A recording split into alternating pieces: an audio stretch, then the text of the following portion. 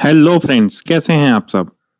दोस्तों, आज के वीडियो में मैं लेकर आया हूं आपके लिए ग्रेजुएट रिसर्च इंटर्नशिप प्रोग्राम। ये प्रोग्राम चल रहा है, ऑफर किया गया है Jawaharlal Nehru centre for advanced scientific research की तरफ से। और इस प्रोग्राम के अंडर बहुत सारे स्टूडेंट्स अपना रिसर्च वर्क, इंटर्नशिप प्रोग्राम या फिर 1 ईयर प्रोजेक्ट वर्क इसके अंदर कंटिन्यू कर सकते हैं या फिर कंप्लीट कर सकते हैं।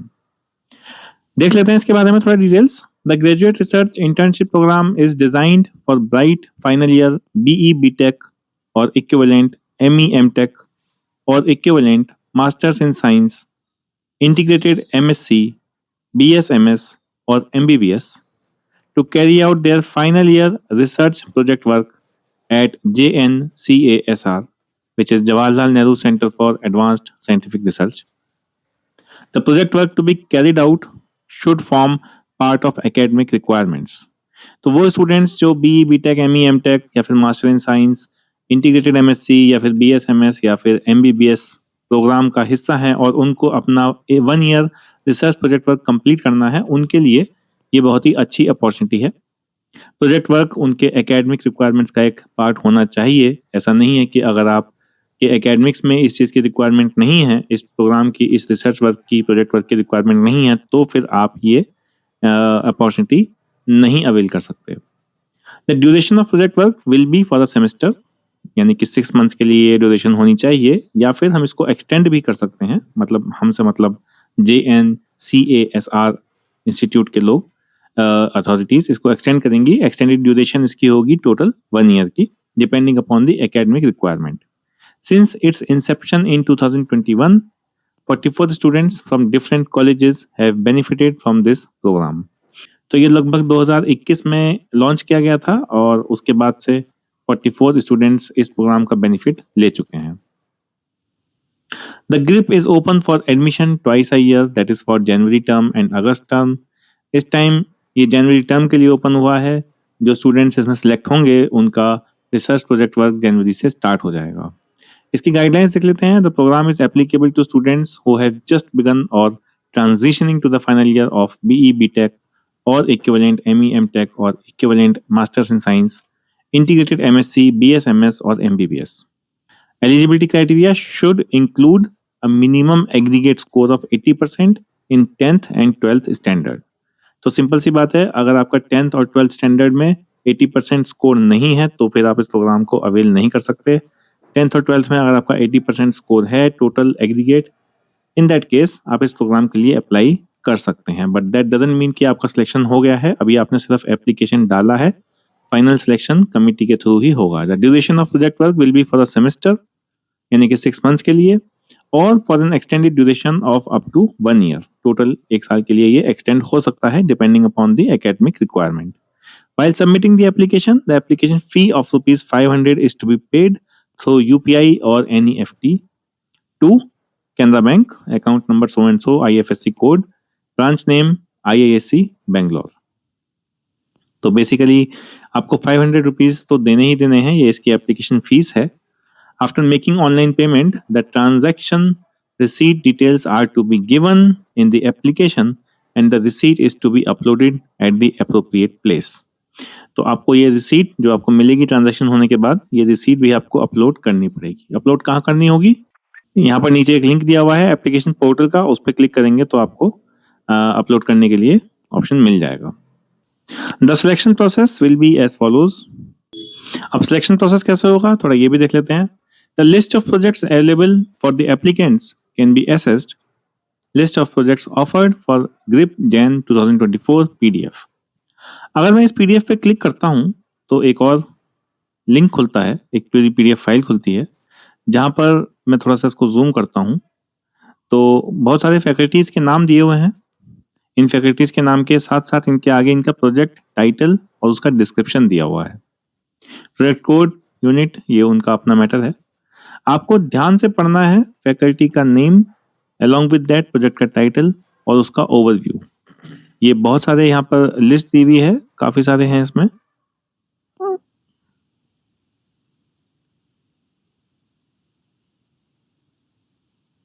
टोटल 43 प्रोजेक्ट टाइटल्स हैं और उनकी डिटेल्स हैं अलग अलग फैकल्टी मेंबर्स के अंडर।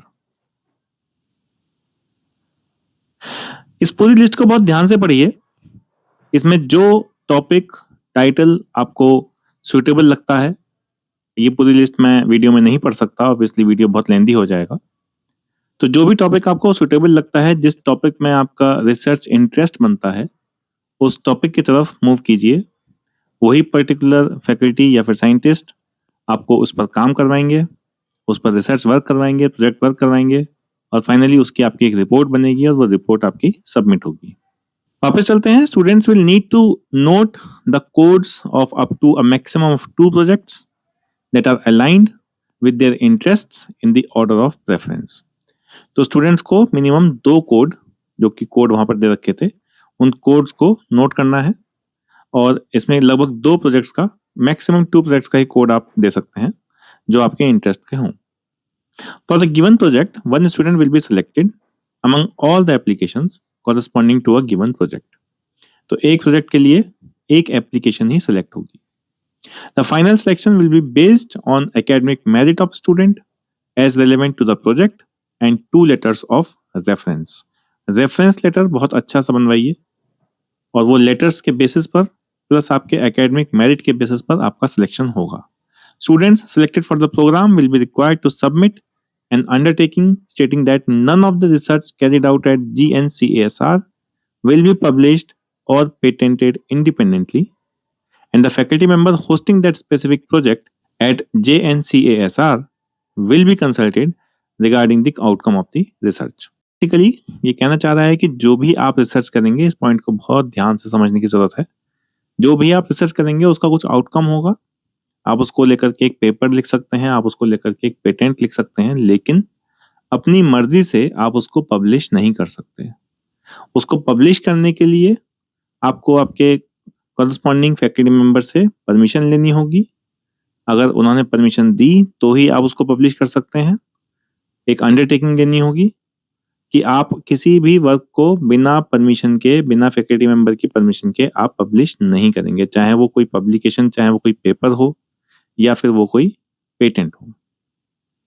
आप रिसर्च वर्क को पब्लिश करने का सोचे भी मत विदाउट प्रायर परमिशन।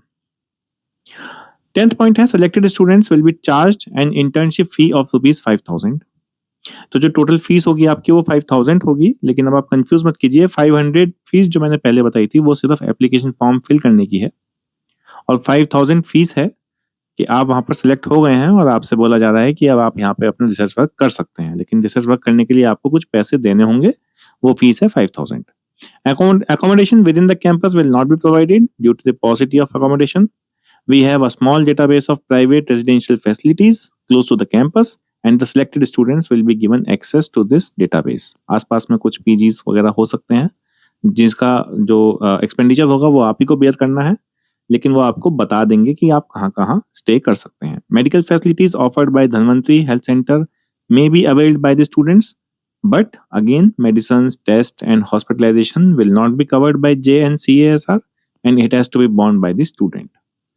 तो यहाँ पर जो भी आपका मेडिकल एक्सपेंसेस होंगे वो आप ही को खर्च करने हैं, लेकिन वहाँ पर एक धनवंतरी हेल्थ सेंटर है जहाँ पर आप थोड़ा सा मेडिकल फैसिलिटी अवेल कर सकते हैं। Students are advised to take an appropriate medical insurance policy to cover unforeseen circumstances. अगर आप चाहें तो एक medical insurance policy ले सकते हैं। On successful completion of the given project, students will be issued a project completion certificate, and the project work carried out by the student at JNCASR may further be evaluated by the concerned college or institution for the award of marks or grade for the project as per its norms. तो जब project आपका successfully complete हो जाएगा उसके बाद आपको एक project completion certificate मिलेगा, और प्रोजेक्ट वर्क जो भी आप कैरी आउट करेंगे JNCASR में, उसको फर्दर आपका जो कॉलेज है या फिर इंस्टीट्यूशन है वो इवेल्युएट करेगा और उसके बेसिस पर आपको मार्क्स देगा। Applications are invited for GRIP January 2024 admission. Last date apply करने की है 30 नवंबर, जो कि बहुत दूर नहीं है, इसलिए इसको as soon as possible apply कीजिए और इस अपॉर्चुनिटी का फायदा उठाइए। दोस्तों, एक पॉइंट आया था इसमें, students are advised to take appropriate medical insurance policy.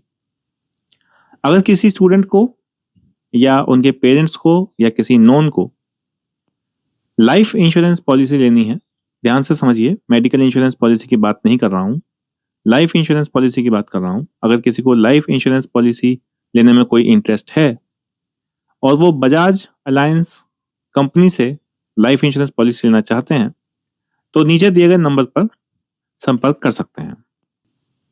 तो दोस्तों आज के वीडियो में इतना ही, हम मिलेंगे अगले वीडियो में, तब तक के लिए नमस्कार।